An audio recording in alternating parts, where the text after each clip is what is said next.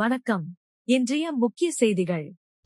புதுச்சேரி சட்டப்பேரவையில் முதல்வர் ரங்கசாமி தலைமையில் அமைச்சரவை கூட்டம் நடைபெற்றது.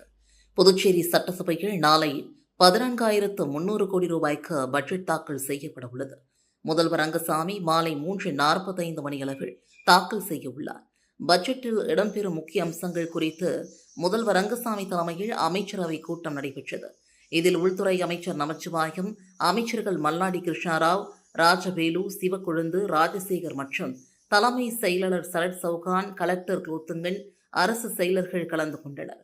ஒவ்வொரு துறைக்கும் ஒதுக்கப்படும் நிதி, புதிய திட்டங்கள் குறித்து நீண்ட நேரம் விவாதிக்கப்பட்டது. அமைச்சர்கள் எழுப்பிய சந்தேகங்களுக்கு பட்ஜெட் அதிகாரிகள் பதிலளித்தனர். அமைச்சர்களும் புதிய ஆலோசனைகளை முன்வைத்தனர். சில துறைகளுக்கு அதிக நிதி ஒதுக்கலாம் என்று கருத்து தெரிவித்தனர்.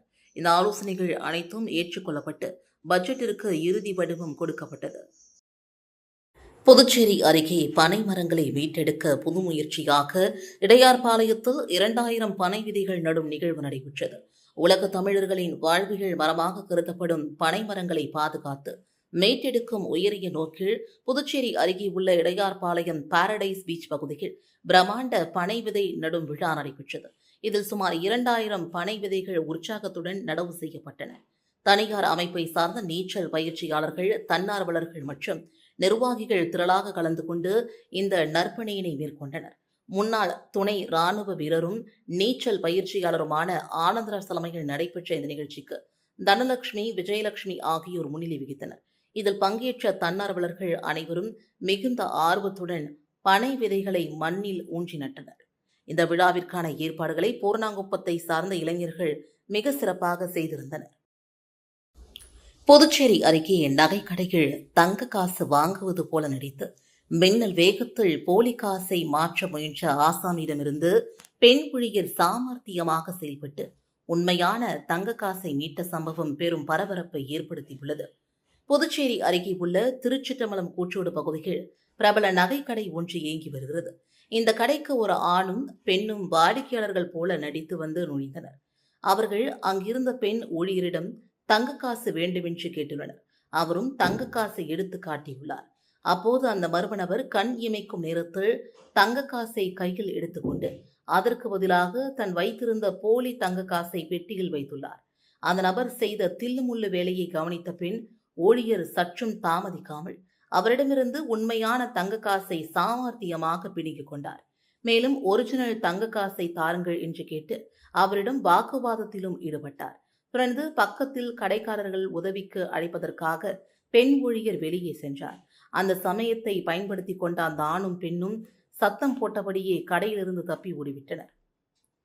நகைக்கடையில் நடந்த இந்த சினிமா பாணி மோசடி குறித்து சிசிடிவி காட்சிகள் தற்போது வெளியாகி அப்பகுதியில் பெரும் பரபரப்பை ஏற்படுத்தியுள்ளது.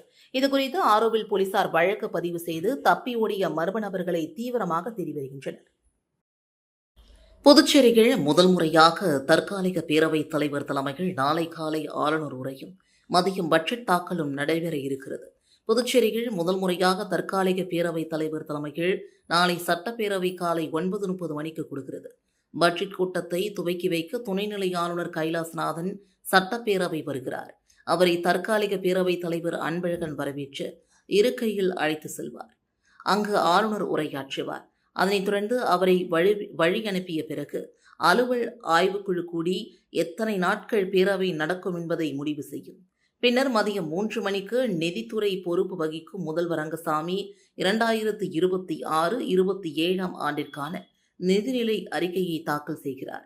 இம்முறை மத்திய அரசானது புதுச்சேரிக்கு ரூபாய் 14,300 கோடி பட்ஜெட்டிற்கு ஒப்புதல் தந்துள்ளது.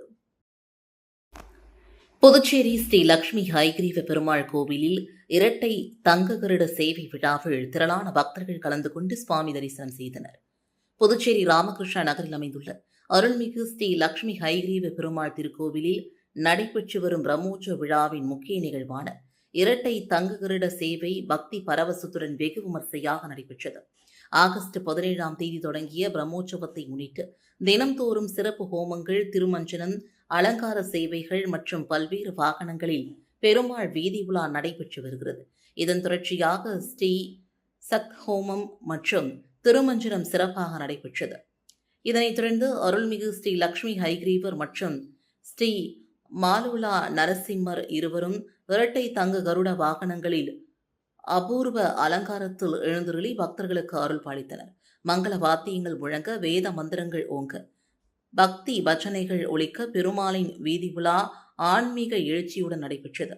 பிரம்மோற்சவத்தின் முக்கிய நிகழ்வாக ஆகஸ்ட் 26 ஸ்ரீ ஹயக்ரீவ ஜெயந்தியை முன்னிட்டு திருத்தேர் மற்றும் தீர்த்தவாரி நடைபெறவுள்ளது. மேலும் ஆகஸ்ட் 27 திருக்கல்யாண வைபவம் நடைபெறுகிறது. தேசிய நல்லாசிரியர் விருதிற்கு புதுச்சேரி மேட்டுப்பாளையத்தில் உள்ள விடுதலை வீரர் ஆர். ஸ்ரீனிவாசன் அரசு உயர்நிலைப்பள்ளி ஆசிரியர் எஸ். கணேசன் வயது 58 என்பவர் தேர்வு செய்யப்பட்டுள்ளார். புதுச்சேரி மேட்டுப்பாளையத்தில் உள்ள விடுதலை வீரர் ஆர். ஸ்ரீனிவாசன் அரசு உயர்நிலைப் பள்ளியில் அறிவியல் பட்டதாரி ஆசிரியராக இவர் பணியாற்றி வருகிறார். ஆரோவில் நிர்வாகத்தில் 9 ஆண்டுகள் ஆசிரியராகவும், புதுச்சேரி அரசின் பள்ளி கல்வித்துறையில் 26 ஆண்டுகள் என்று 35 ஆண்டுகள் பணி அனுபவம் கொண்டவர். 2022 ஆண்டு புதுச்சேரி அரசின் நல்லாசிரியர் விருது பெற்றவர். இதை தவிர திருநெல்வேலி கலை இலக்கிய பெருமன்றத்தின் அனந்தை நாராயணன் நினைவு பரிசும் பெற்றவர். நடுக்கூத்தன் என்ற நாடக நூல் உட்பட 9 நூல்களை எழுதியுள்ளார். டெல்லி தேசிய நாடக விழாவிலும் புதுச்சேரி பல்கலைக்கழக நிகழ்த்தும் கலை துறையிலும் இந்த நூல் நாடக வடிவம் பெற்றுள்ளது. இதை தவிர பல்வேறு இடங்களிலும் நாடக நடிகராகவும் இவர் நடித்துள்ளார். இதை தவிர பணியாற்றும் பள்ளியில் இருக்கும் மாணவர்களுக்கு ஊக்கமளித்து அறிவியல் படைப்போம் என்னும் தலைப்பில் அறிவியல் இயக்கத்துடன் இணைந்து பாரிஸ் பல்கலைக்கழகத்தின் சர்வதேச போட்டிக்கு 2019 ஆண்டு முதல் மாணவர்களை தயார் செய்தும் வருகிறார். மேலும் தேசிய குழந்தைகள் அறிவியல் காங்கிரஸில் மாணவர்களின் 23 திட்டங்களுக்கு வழிகாட்டி ஆசிரியராகவும் இருந்துள்ளார். இதை தவிர ஸ்ரீ அரவிந்தோ சொசைட்டியின் மூலமாக டெங்கு உள்ளிட்ட சுகாதார நாடகங்கள், சமூக கல்வி, மாணவர்களின் கண்டுபிடிப்புகளை நாடக வடிவத்தில் கொண்டு சேர்ப்பதில் வல்லவர். பள்ளி நேரங்களில், பள்ளி அல்லாத நேரங்களிலும் மாணவர்களை ஒருங்கிணைத்து நாடகமாக கட்டமைத்துள்ளார். திருநள்ளாற்றை சார்ந்த ஹோட்டல் உரிமையாளர் அளித்த ரூபாய் 15 லட்சம் மோசடி புகாரின் பெயரில் முன்னாள் சட்டமன்ற உறுப்பினர் சிவா, அவரது நண்பர் பரத்குமார் காந்தி ஆகியோர் மீது போலீசார் வழக்கு பதிவு செய்து விசாரணை மேற்கொண்டு வருகின்றனர். திருநள்ளாறை சார்ந்த முகமது நிஜாம் வயது 59 ஹோட்டல் நடத்தி வருகிறார். இவர் திருநள்ளாறு போலீஸ் நிலையத்தில் அளித்த புகாரின் அடிப்படையில் கடந்த 2023 ஆண்டு ஆகஸ்ட் 28 முன்னாள் சட்டமன்ற உறுப்பினர் சிவா கேட்டுக்கொண்டதன் அடிப்படையில் தனது வங்கிக் கணக்கின் மூலமாக ரூபாய் 15 லட்சம் அனுப்பியதாக தெரிவித்துள்ளார். பின்னர் பணத்தை திருப்பி கேட்டபொழுது 2024 ஆண்டு ஏப்ரல் 4 சிவா வழங்கிய வங்கி காசோலை கணக்கில் போதிய பணம் இல்லாததால் திரும்பியதாக கூறப்படுகிறது. இதுகுறித்து சிவாவிடம் கேட்டபோது தத்துவாச்சாரியாரை சேர்ந்த பரத்குமார் காந்தியிடம் பணத்தை பெற்றுக்கொள்ளுமாறு தெரிவித்ததாகவும், அவர் வழங்கிய ரூபாய் 10 லட்சத்திற்கான காசோலையும் பணம் இல்லாமல் திரும்பியதாகவும் புகாரில் தெரிவிக்கப்பட்டுள்ளது. இதனையடுத்து சிவா மற்றும் பரத்குமார் காந்தி மீது நடவடிக்கை எடுக்க வேண்டும் என்று முகமது நிஜாம் புகார் அளித்தார். இதன் பேரில் போலீசார் 2 பேர் மீதும் வழக்கு பதிவு செய்து விசாரணை மேற்கொண்டு வருகின்றனர். தமிழகத்தில் சட்டம் ஒழுங்கை மேலும் வலுப்படுத்தி குற்ற செயல்களை இரும்பு கரம் கொண்டு கட்டுப்படுத்த வேண்டும் என்று ஜி.கே. வாசன் வலியுறுத்தியுள்ளார். திருச்சிற்றம்பலம் கூற்றோடு பகுதியில் நடைபெற்ற நிகழ்ச்சியில் தமிழ் மாநில காங்கிரஸ் தலைவர் ஜி.கே. வாசன் செய்தியாளர்களை சந்தித்தார். அப்போது பேசிய அவர், தமிழகத்தில் 60 ஆண்டுகளுக்கு பிறகு ஆட்சி மாற்றம் ஏற்பட்டுள்ள நிலையில் சட்டமன்றத்தில் எதிர்க்கட்சிகள் ஆக்கப்பூர்வமாக செயல்பட வேண்டும் என்றார். காவேரி விவகாரத்தில் தமிழகத்தின் உரிமையை மீட்டெடுக்க அரசு நடவடிக்கை எடுக்க வேண்டும் என்றும் வலியுறுத்தினார். மேலும் தமிழகத்தில் சட்டம் ஒழுங்கை மேலும் வலுப்படுத்தி குற்ற செயல்களை இரும்பு கரம் கொண்டு கட்டுப்படுத்த வேண்டும், டாஸ்மாக் கடைகளை படிப்படியாக குறைத்து மதுவில்லா தமிழகம் உருவாக்க வேண்டும் என்பதே தமிழ் மாநில காங்கிரஸ் கட்சியின் நோக்கம் என்றும் ஜி.கே. வாசன் தெரிவித்தார். மங்கலம் பகுதியில் ஏசி வாஷிங் மிஷின் சரி செய்வது போல நடித்து வீட்டிற்குள் புகுந்து நகைகளை திருடி சென்ற வாலிபரை தனிப்படை போலீசார் கைது செய்தனர். அவரிடமிருந்து திருடப்பட்ட நகைகளும் மீட்கப்பட்டன. புதுச்சேரி கீழ்சாத்தமங்கலம் பழனி நகரை சார்ந்த தௌமணி என்போரது வீட்டில் கடந்த 19 ஏசி மற்றும் வாஷிங் மிஷின் சரி செய்வது போல வந்த மர்ம நபர் வீட்டில் இருந்த நகைகளை திருடி சென்றதாக மங்கலம் போலீசில் புகார் செய்யப்பட்டது. இதுகுறித்து போலீசார் வழக்கு பதிவு செய்து விசாரணை மேற்கொண்டனர். மேற்கு பகுதி போலீஸ் சூப்பரண்ட் சுப்பிரமணியன் மேற்பார்வையில் வெளியூர் வட்ட போலீஸ் இன்ஸ்பெக்டர் கலைச்செல்வன் தலைமையில் தனிப்படை அமைக்கப்பட்டது. தனிப்படை போலீசார் சம்பவ இடம் மற்றும் குற்றவாளி சென்ற வழித்தடங்களில் பொருத்தப்பட்டிருந்த கண்காணிப்பு கேமராக்களின் பதிவுகளை ஆய்வு செய்தனர். இதில் கிடைத்த தகவல்களின் அடிப்படையில் புதுச்சேரி சாரணப்பேட்டை நடுத்தருவை சார்ந்த ரவிசங்கர் வயது 30 என்பவரை கைது செய்தனர். விசாரணையில் அவர் நகை திருட்டில் ஈடுபட்டதை ஒப்புக்கொண்டார். இதனையடுத்து திருடப்பட்ட நகைகள் மீட்கப்பட்டன. பின்னர் ரவிசங்கரை போலீசார் நீதிமன்றத்தில் ஆஜர்படுத்தி காலாப்பட்டு மத்திய சிறையிலும் அடைத்தனர். ஸ்ரீ அரவிந்தரின் 154வது பிறந்தநாள் விழாவையொட்டி ஆரோவில் மாத்ரிமந்தரில் நடந்த பரதநாட்டிய நிகழ்ச்சியை திரளானோர் கண்டு ரசித்தனர். ஆரோவிலில் ஸ்ரீ அரவிந்தரின் 154வது பிறந்தநாளை முன்னிட்டு ஆரோவில் மாத்ரிமந்தர் ஆம்பி தியேட்டரில் விமர்சா பிரகாச தி ஆவேங்கனிங் என்ற தலைப்பில் சிறப்பு பரதநாட்டிய நிகழ்ச்சி நடைபெற்றது. பரதநாட்டிய கலைஞர் கிருபா ரவி வழங்கிய இந்த நாட்டிய சமர்ப்பணம் மாலை 7 மணி முதல் 8 மணி வரை நடைபெற்றது. ஸ்ரீ அரவிந்தரின் ஆன்மீக சிந்தனைகளை மையமாக கொண்டு நடைபெற்ற இந்த நிகழ்ச்சியை காண ஆரோவில் வாசிகள், புதுச்சேரி ஸ்ரீ அரவிந்தர் ஆசிரம அன்பர்கள், சுற்றுவட்டார பகுதிகளை சார்ந்த பொதுமக்கள் என திரளானோர் கலந்து கொண்டனர். குறிப்பாக திரளான வெளிநாட்டினர் மற்றும் உள்ளூர் வாசிகள் ஆர்வத்தோடு பங்கேற்று பரதநாட்டிய நிகழ்ச்சியை கண்டு ரசித்தனர். மாத்திர் மந்திர் ஆம்பி தியேட்டரின் இயற்கை சூழலில் நடைபெற்ற இந்த சிறப்பு நாட்டிய நிகழ்ச்சி பார்வையாளர்களிடையே பெரும் வரவேற்பை பெற்றது. காரைக்காலில் நீட் தேர்வை ரத்து செய்ய கோரி திராவிட கழகம் சார்பில் இருசக்கர வாகன பேரணி நடைபெற்றது.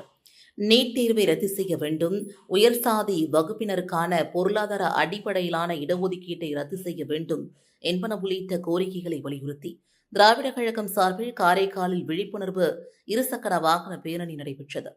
காரைக்கால் சிங்காரவேலர் சிலை அருகே தொடங்கிய பேரணி முக்கிய வீதிகள் வழியாக சென்றது. பின்னர் மாவட்ட ஆட்சியர் அலுவலகம் எதிரே உள்ள தந்தை பெரியார், டாக்டர் அம்பேத்கர் சிலைகளுக்கு மாலை அணிவித்து மரியாதை செலுத்தினார். தொடர்ந்து புதிய பேருந்து நிலையம், பெரிய பள்ளி வாசல் உள்ளிட்ட பகுதிகள் வழியாக சென்ற பேரணி திருநள்ளாற்றில் நிறைவடைந்தது. மாநில துணை பொதுச் செயலாளர் மதிவதனி கலந்து கொண்டார். மாவட்ட இளைஞரணி தலைவர் பெரியார் கணபதி தலைமையில் நடைபெற்ற பேரணியில் மாவட்ட தலைவர் கிருஷ்ணமூர்த்தி, மாவட்ட செயலாளர் பன்னீர்செல்வம் உள்ளிட்ட நிர்வாகிகள் மற்றும் தொண்டர்கள் என திரளானோர் கலந்து கொண்டனர். ஸ்ரீ பச்சைவாழியம்மன் ஆலய தீமிதி விழாவில் திரளான பக்தர்கள் தீமிதித்து அம்மனை வழிபட்டனர். புதுச்சேரி அரியங்குப்பம் கொம்யூன் டோல்கேட் பகுதியில் உள்ள ஸ்ரீ பச்சைவாழியம்மன் ஆலய தீமிதி திருவிழா வெகு விமர்சையாக நடைபெற்றது. விழாவையொட்டி அம்மனுக்கு சிறப்பு அபிஷேக ஆராதனைகள் செய்யப்பட்டு அக்னி சட்டி, அவசங்கார கரகம், சக்தி கரகம் உள்ளிட்டவை ஊர்வலமாக எடுத்து செல்லப்பட்டன. தொடர்ந்து திரளான பக்தர்கள் தீமிதித்து அம்மனை வழிபட்டனர். வான வேடிக்கைகளும் நடைபெற்றன. அரியங்குப்பம், மணவெளி, ராதாகிருஷ்ணா நகர் உள்ளிட்ட பகுதிகளில் அம்மன் வீதி உலா நடைபெற்றது. சட்டமன்ற உறுப்பினர்கள் ராமு, ஐயப்பன் உள்ளிட்டோர் பங்கேற்று சுவாமி தரிசனம் செய்தனர். பக்தர்களுக்கு அருள் பிரசாதம் வழங்கியதுடன் கலை குழுவினரின் இசை நிகழ்ச்சியும் நடைபெற்றது. விழாவின் ஏற்பாடுகளை ஆலய நிர்வாகிகள் மற்றும் ஊர் பொதுமக்கள் செய்திருந்தனர். குடியிருப்பு பாளையத்தில் உயர்மின் பாதைக்கு எதிர்ப்பு தெரிவித்து பொதுமக்கள் மறியலில் ஈடுபட்டதால் பரபரப்பு ஏற்பட்டது. புதுச்சேரி ஏம்பலம் சட்டமன்ற தொகுதிக்குட்பட்ட குடியிருப்பு பாளையத்தில் பிரதான சாலை வழியாக உயர் மின்னழுத்த மின்பாதை அமைக்க எதிர்ப்பு தெரிவித்து பொதுமக்கள் மறியல் போராட்டத்தில் ஈடுபட்டனர். சுபையா நகர் சந்திப்பில் நடைபெற்ற போராட்டத்தில் கிராமத்தின் ஒதுக்குப்புறமாக ஏற்கனவே உள்ள பாதையிலேயே HD மின்பாதையை அமைக்க வேண்டும் என்று வலியுறுத்தப்பட்டது. போராட்டத்தில் ஈடுபட்டவர்களை பாகூர் போலீசார் கைது செய்து காவல் நிலையத்திற்கு அழைத்து சென்றதாக ஏற்பாட்டாளர்கள் தெரிவித்தனர். கோரிக்கை நிறைவேற்றப்படாவிட்டால் அடுத்த கட்டமாக உண்ணாவிரத போராட்டம் நடத்தப்படும் என்றும் போராட்டக்காரர்கள் அறிவித்துள்ளனர். வானூர் அடுத்த பட்டானூரில் புதிதாக கட்டப்பட உள்ள ஸ்ரீ முத்துமாரியம்மன் திருக்கோவில் கட்டுமான பணிகளை திருச்சிற்றம்பலம் ஊராட்சி மன்ற தலைவர் பூமி பூஜை செய்து தொடங்கி வைத்தார். விழுப்புரம் மாவட்டம் வானூர் வட்டம் திருச்சிற்றம்பலம் ஊராட்சிக்குட்பட்ட பட்டானூர் கிராமம் ஸ்ரீராம் நகர் பிரிவு வஉசி வீதியில் புதிதாக ஸ்ரீ முத்துமாரியம்மன் திருக்கோவில் அமைக்க அப்பகுதி பொதுமக்கள் மற்றும் கோவில் திருப்பணி குழுவினர் ஒருமித்த முடிவெடுத்தனர். அப்பகுதி மக்களின் நீண்ட நாள் ஆன்மீக கோரிக்கையை நிறைவேற்றும் வகையில் இக்கோவில் அமைக்கப்படுகிறது. இதற்கான ஆரம்ப கட்ட பணியாக கோவில் கட்டுமான பணிகளுக்கான பூமி பூஜை விழா இன்று காலை விக்னேஸ்வரா பூஜையுடன் தொடங்கியது. விழாவில் திருச்சிற்றம்பலம் ஊராட்சி மன்ற தலைவர் டாக்டர் வெங்கடேசன் சிறப்பு அழைப்பாளராக கலந்து கொண்டு பூமி பூஜை செய்து முறைப்படி தொடங்கி வைத்தார். இதனைத் தொடர்ந்து கோவில் கட்டுமான பணிகள் எவ்வித தடையுமின்றி சிறப்பாக நடைபெறவும், பொதுமக்கள் அனைவரும் சகல நன்மைகளும் பெற்ற நலமுடன் வாழவும் சிறப்பு பூஜைகள் மற்றும் தீபாராதனைகள் நடத்தப்பட்டன. நிகழ்ச்சியில் ஸ்ரீராம் நகர் விரிவு, வடக்கு நர்மதா நகர், கலைவாணன் நகர் விரிவு, புதுநகர், ஸ்ரீகுமரன் நகர், அம்மன் நகர் உள்ளிட்ட சுற்றுவட்டார பகுதிகளை சார்ந்த பொதுமக்கள், பல்வேறு நலச்சங்கங்களின் நிர்வாகிகள் மற்றும் திரளான பக்தர்கள் கலந்து கொண்டு சுவாமி தரிசனம் செய்தனர். இத்துடன் செய்திகள் நிறைவடைந்தன. வணக்கம்.